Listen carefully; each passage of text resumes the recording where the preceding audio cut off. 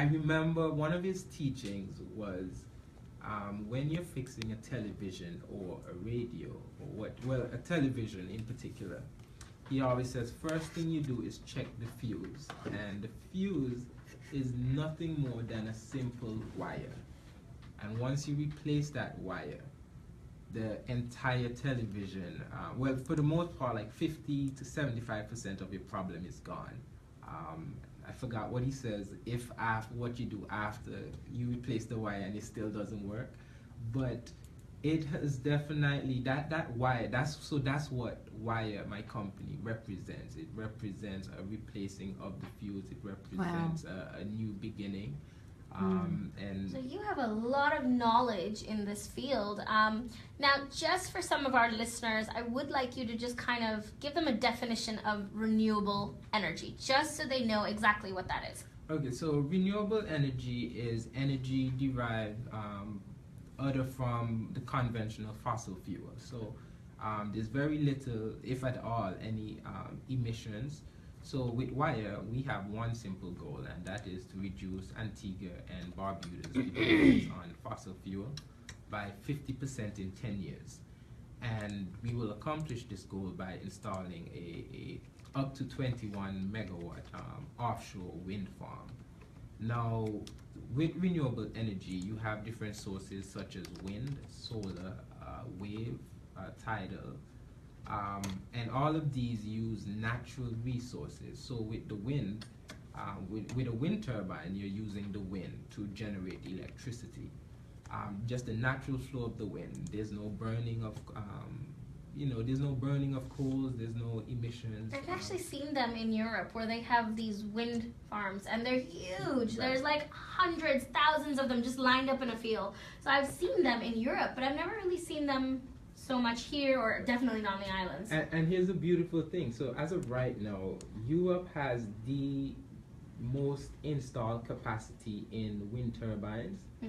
An independent study was done in the Caribbean, and it showed that out of all the Caribbean islands, Antigua in particular has the potential to produce 400 megawatts. And what makes that number interesting is that they're saying with the wind conditions that's in Europe, for them to be successful installing wind turbines, Antigua has, well, that Caribbean region, it has twice the amount of wind speeds.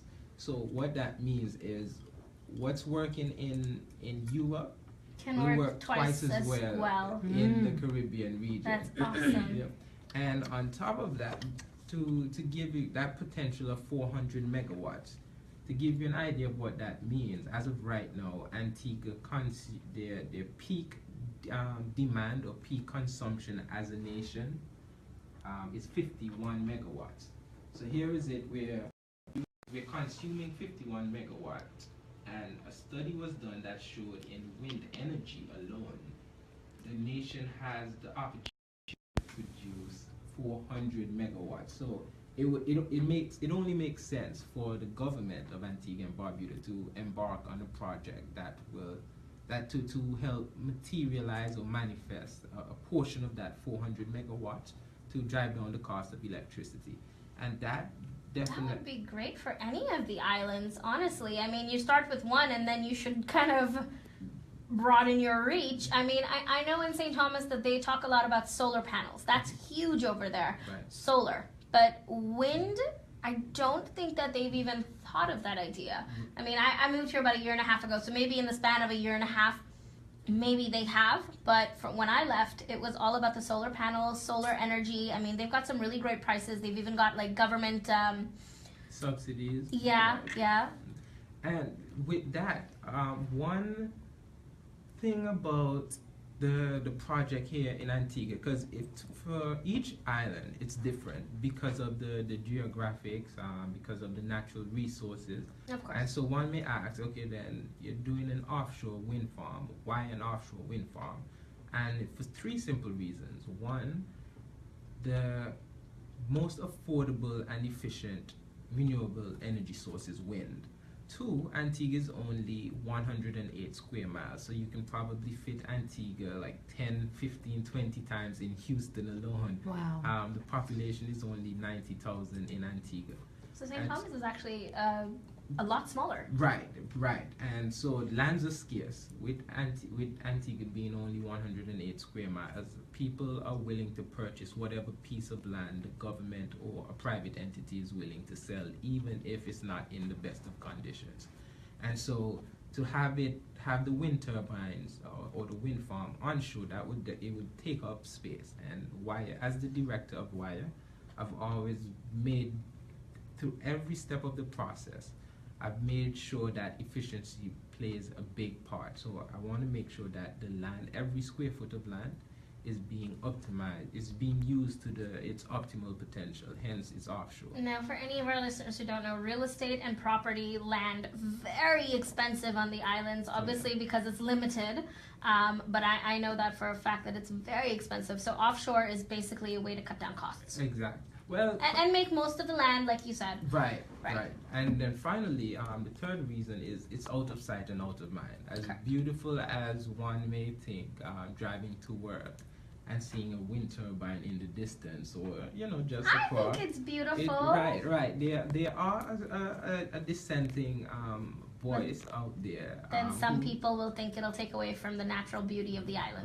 Right. And so we take away that is not even a part of this discussion with the project. Because it's offshore. It's offshore. It's very out of smart. sight. When you say offshore, what exactly do you mean offshore?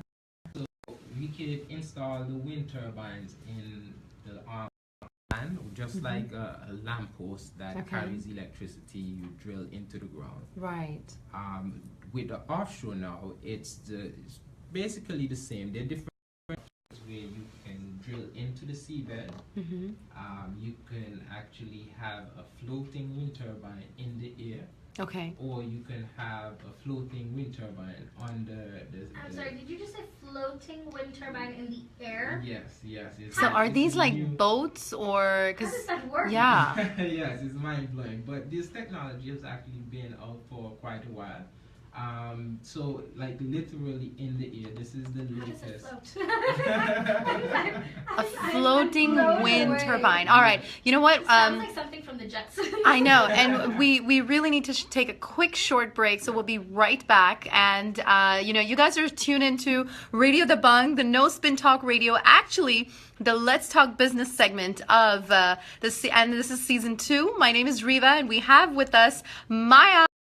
And we also have with us a very special guest today who's talking about renewable energy and how to change the world, making the right choices. So stay tuned and keep it locked. So give us a call, 713-974-4000. We want to hear from you. Tell us what you think about it. Renewable energy. We got to go green. Go green.